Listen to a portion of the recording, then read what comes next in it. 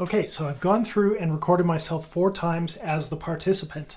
I talked right before this about changing resolution and keeping the aspect ratio. So let's do that now. We're going to receive all sorts of different files from our participants. Depending on their type of device, we're going to get a whole bunch of different types of video files and resolutions of video files. We want to standardize them.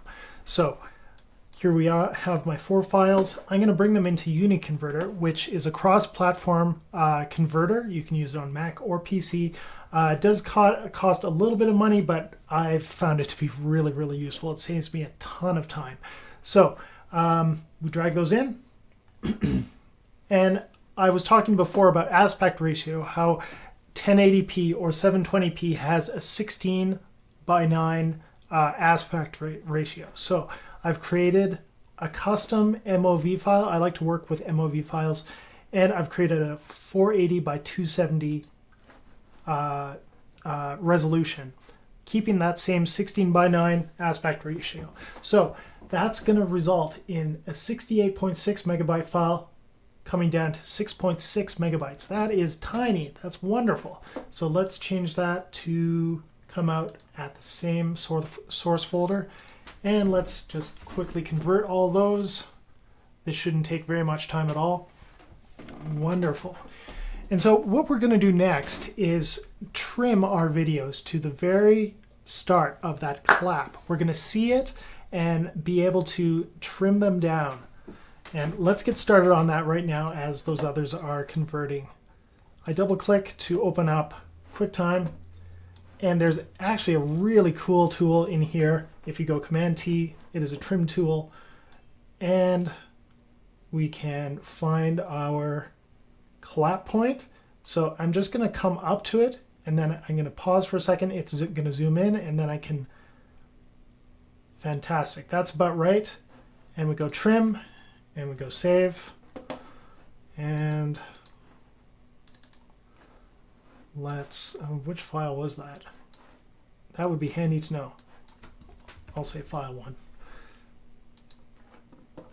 Great. Okay, we have file 1, which was 20. Okay, let's do that with the rest. And I can fast forward through this. Here we go. Okay, we've trimmed all of those files so that the start of each file is the clap point. That is great. Let's just take a peek at that. We have a slap, a slap, a slap, and another slap. Fantastic. Okay, let's look at those different resolutions. We open up that last video, and it looks small.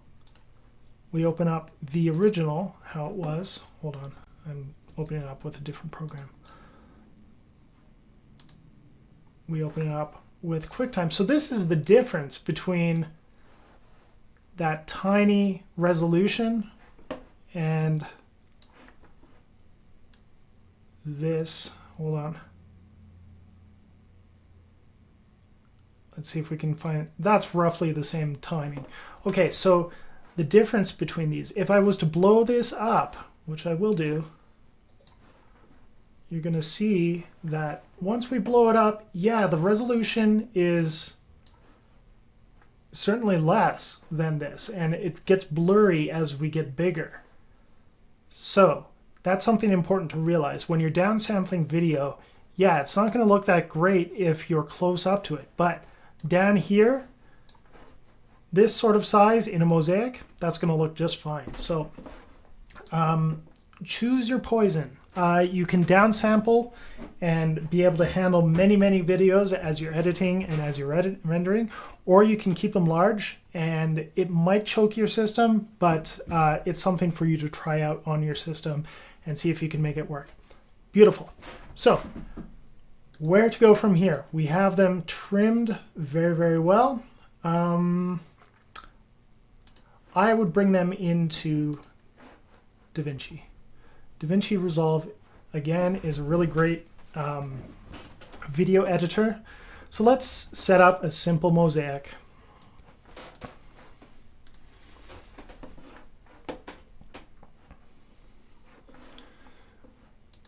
And thankfully, now that we've trimmed it, when we split out the audio separately from the file, it's going to start at that same clap point. The videos are all going to start at the clap point, so that's great. Let's call this Bohemian Rhapsody. Fantastic. Here we are in DaVinci. We bring in our first file. We change our project to match the video. We bring in our second video. We bring in our third video. And we bring in our fourth video. Now, I like to show audio envelopes so I can see some of the audio that's happening.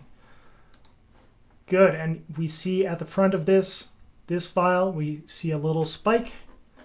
That's the clap. So we're going to go through and just fine tune this. We're going to line up all of these 4 clicks.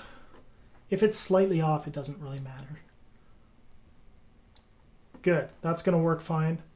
Let's hear that all together. Wonderful. Okay.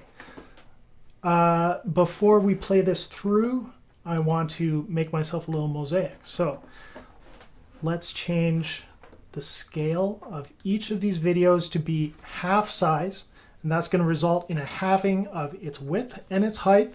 So we're going to be able to fit 4 videos on screen. With this sort of portrait mode that we've shot it in, we could fit far more than that. So we could do that. Let's just do 4 videos right now. So we change the zoom of this to 50%, and we can't see it because it's hidden by the other videos. Let's move out to the final covering video. Change that zoom to 50%. There it is. Fantastic. Let's change its position. We can just drag this value over here, and let's move that over to the side. Great. We do the same with this next video, the next one in the row. Let's bring that down, and we bring it over. Zoop. Wonderful. Let's go to the next video, change it to 50%. Now, you could figure out the exact values that you need for position X and position Y. You'll do some math to figure out the quarter point and the halfway point of your width and your height. So you can actually calculate that and be more precise than I'm being right now. Good, and we have a little mosaic. Let's make this a little more artful. And sometimes it's helpful to mute the video just to see which one we're looking at. Let's move this over and make a little, oh, that doesn't quite work because we have some black space in our rendered out video. Good, that's going to work just fine. That looks nice for now. And let's hear what we've got. So we've lined up the clap. Let's see if the audio does its work, and we are all lined up. Let's play. And I will change to cinema mode. Here we go.